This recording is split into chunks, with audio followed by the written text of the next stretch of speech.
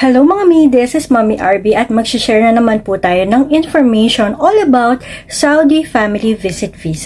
Kung interested po kayo sa ganitong topics, you can head over to my YouTube channel kasi marami na akong na-upload na topics dyan regarding nga sa Family Visit Visa. And if ever magbubook kayo ng activities or hotel anywhere around the globe, you can use Klook app para mas makamura kayo. And para mas makamura pa kayo, papahiram ko sa inyo ang aking promo code which is Mommy RB Klook, which will give you 5% off sa lahat ng activities and hotels. Pwede niyo siyang gamitin hanggang 5 beses para mas makamura kayo sa lahat ng activities ninyo. Yung isi-share ko nga po pala today is all about the duration of stay sa Saudi Arabia when you have the Family Visit Visa. Related to sa tanong dito na, what if your plan is to stay for long time sa Saudi or siguro for longer period of time while yung Family Visit Visa is sponsored naman ni husband. So let's just reiterate, no, depende sa pagkakaintindi ko. I think i-sponsoran nga siya ni husband katulad nung nangyari sa amin na si husband ko yung nagpapunta sa amin sa Saudi Arabia, and I think mas gusto niya ng mas mahabang stay sa Saudi. Just a recap, ang sabi ko po noon, Family Visit Visa with multiple entry, good for 1 year yung aming visa. And most likely yun din yung magiging visa ninyo kung Family Visit Visa kayo. So ang tanong, pwede bang isang buong taon kang nasa loob ng Saudi Arabia? The answer is no and yes. Bakit no and yes? No, kasi hindi ka pwedeng straight na buong isang taon na nandun ka sa Saudi while on a Family Visit Visa. Yes, kasi pwede mong i-consume yung buong isang taon na yon staying in Saudi. So, paano mangyayari yun?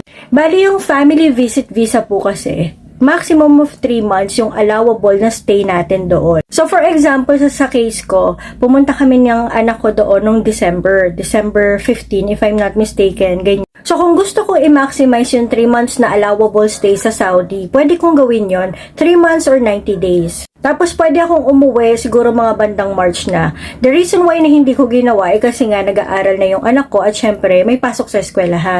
Maganda siyang gawin kapag meron kang maliit na bata na hindi pa committed sa pag-aaral. Alam mo yon kasi pwede kayo mag-stay doon for mas maximum period of time. Or pwede nyo ma-maximize yung 3 months na stay bago kayo umuwi ng Pilipinas.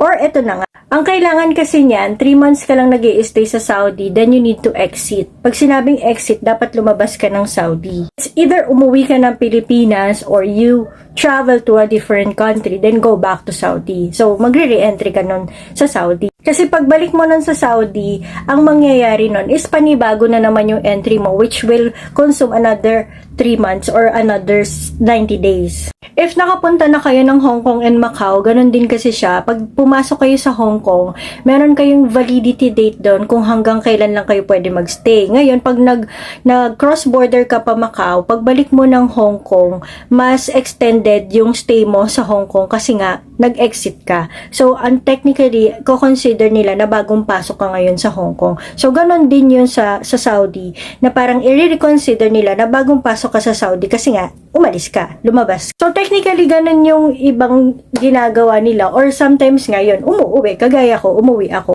Pero yun nga, since may 1 year validity ang aming Family Visit Visa, we can always go back. Like for example, bakasyon, pwede kaming bumalik. And then pwede na namin i-maximize yung araw kung ilang araw kaming pwede magstay doon kasi nga walang pasok, kasi nga bakasyon. So, ganun siya.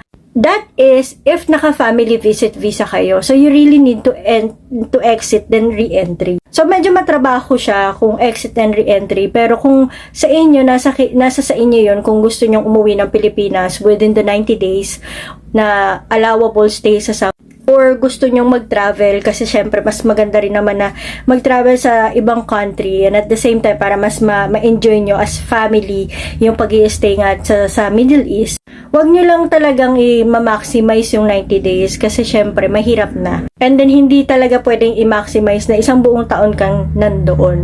Bawal po yun. And then if ever naman no na nag-iisip kayo, ay ayoko na nang nagre-re-entry at nag-e-exit. Pwede ba na isang buong duration na nandun na lang kami hanggat gusto namin, hanggat nagtatrabaho dun si husband? Pwede naman po yun, pero iba na pong klaseng visa yon. at hindi na po siya mag-fall sa family visit visa. Parang family visa na yata yun, if I'm not mistaken.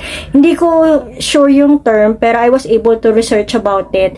And yun nga, merong certain mga kailangan bayaran kasi babayaran nyo yung IKAMA, which is the resident ID doon sa Saudi. So, medyo matrabaho siya when it comes to paper at kailangan nyo talagang paghandaan kasi medyo malaki rin yung babayaran. And if ever kaya kong i-explain yon, i-explain ko siya. Pero as of this time, ito muna kasi ito lang yung kaya kong i-explain sa ngayon. So, yun lang mga mi. If you have any other questions, concern na kaya kong sagutin, message nyo lang ako or mag-comment lang kayo.